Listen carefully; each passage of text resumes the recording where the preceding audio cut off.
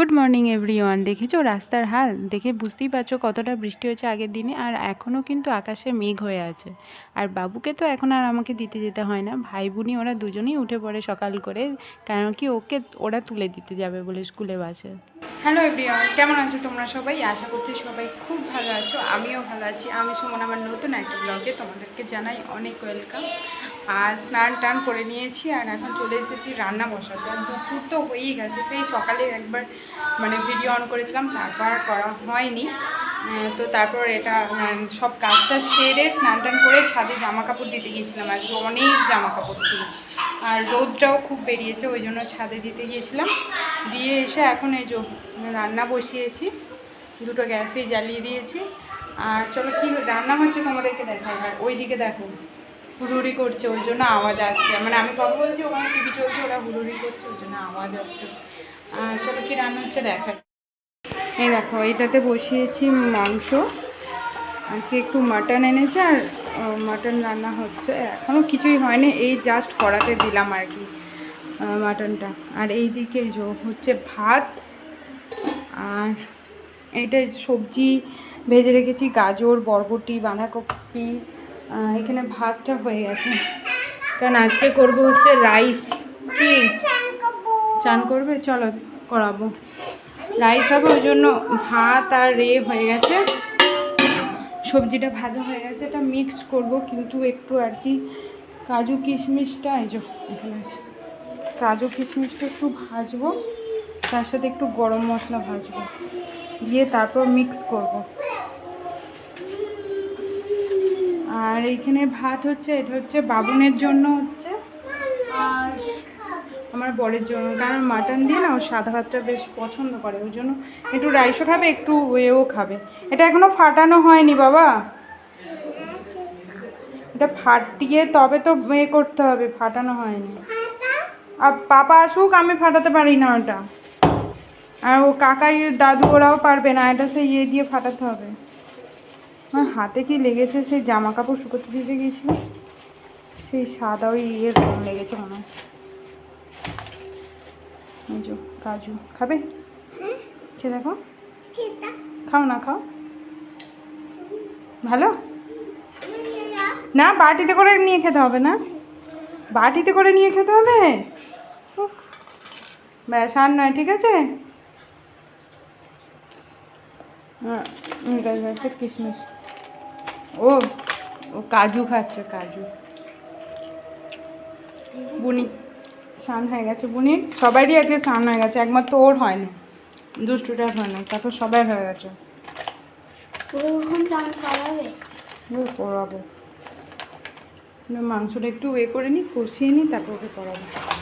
ওকে করাতে হয় না স্নান, ও নিজেই করে না, আমাকে করাতে দেয় না।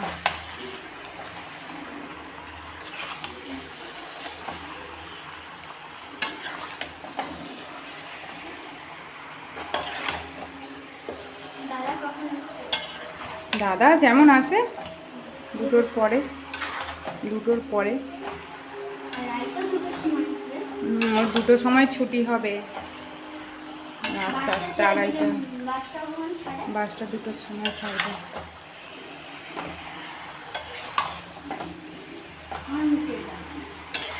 কে আনতে যাবে?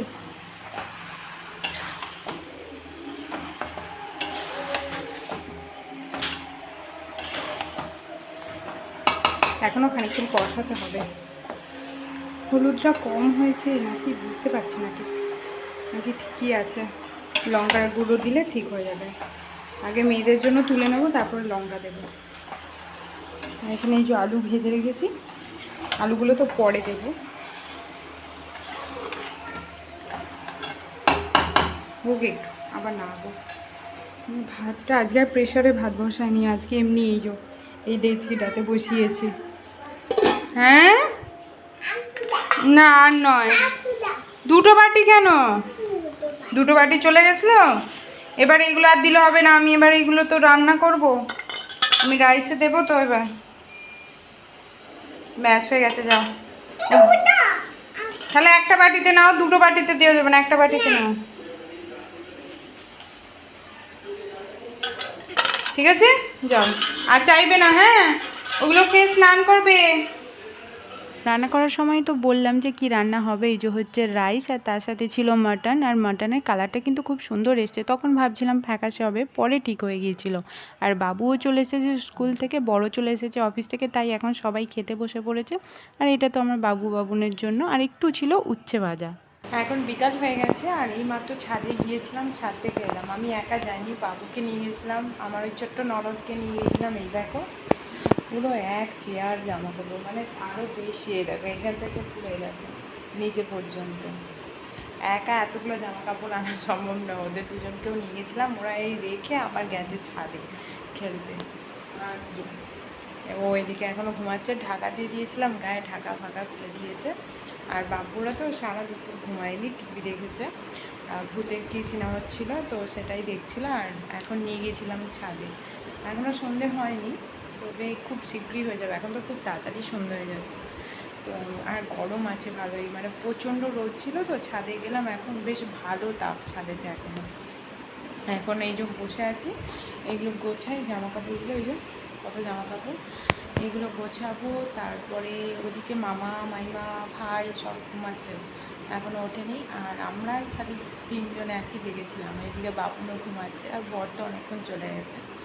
তো তিনজনে জেগেছিলাম। আমি তো জেগেই থাকি দুপুরবেলা, খুব একটা ঘুম হয় না আমার, প্রথম থেকেই, একদম বিয়ের আগে থেকেই। আর এখনও সেই এটাই রয়ে গেছে, দুপুরবেলা না ঘুমোনার এটা। তো এগুলো জেগেছিলাম। আর এখন ভাঁজ করি, অনেক জামা কাপড় আছে, এগুলো ভাঁজ করতে করতে দেখবো সন্ধ্যা হয়ে গেছে, তারপর সন্ধ্যে টন্ধে দেখাবো। এখন তো আপাতত এই জামা কাপড়ের পাহাড়টাকে এ করি। দেখো সত্যি জামা কাপড়ের পাহাড়, মানে কালকে কিছু কেচেছিলাম, মন্দির থেকে ঘুরে এসে সেই দুপুরে মেশিন চালিয়েছিলাম, কাচতে কাচতে বিকাল হয়ে গিয়েছিলো। তো ছাদে দিইনি, সেগুলো স্যাঁতস্যাঁত মতো করছিলো, সেগুলো ছাদে দিয়েছিলাম। আজ কালকে যে পরে গিয়েছিলাম সেই সব জামা কাপড় আজকে কেচেছি। তো এই মিলিয়ে একবারে অনেক জামা কাপড় ছিল। তো যখন ছাদে দিচ্ছিলাম দুপুরবেলা এত রোদ ছিল, তো এখন তো আর রোদ ছিল না, কিন্তু গরম ছিল। চলো এগুলো গুছিয়ে ফেলি। আর আজকাল সেরকমভাবে তো ব্লগ বানানোই হচ্ছে না, তো যাই হোক এগুলো আগে গোছাই। তারপরে এখন সন্ধ্যেবেলায় আবার কি খাবার দাবার বানানো যায় দেখি। আর আজকে তো হ্যাঁ, আজকে তো 30 তারিখ, আমি ভাবলাম আজকে 1 তারিখ, কালকে 2 তারিখ, কালকে মনে হয় বাবুর ছুটি থাকবে, 2রা অক্টোবর ছুটি থাকে। তো আজকে তো 30 তারিখ, পরশু দিনে ছুটি হবে। মাঝে মাঝে করছে, ওটা বলবে। এবার ওঠার সময় হয়ে গেছে, অনেকক্ষণ ঘুমিয়েছে আজকে, অনেকক্ষণ থেকেই ঘুমাচ্ছে, প্রায় 3টে অত তাড়াতাড়ি নয়, 3টের পরেই ঘুমিয়েছে। আর এখন তো মনে হয় 5:30 বাজবে। তো চলো ওইগুলো গোছাই। হ্যাঁ কি কোথায়? পার্কে?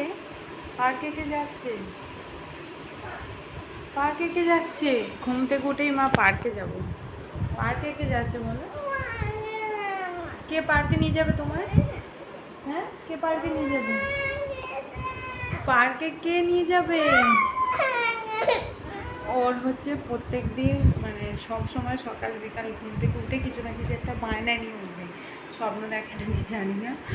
ওর মানে পার্কে যাবো, এই করবো সেই করবো, মানে স্বপ্ন দেখে।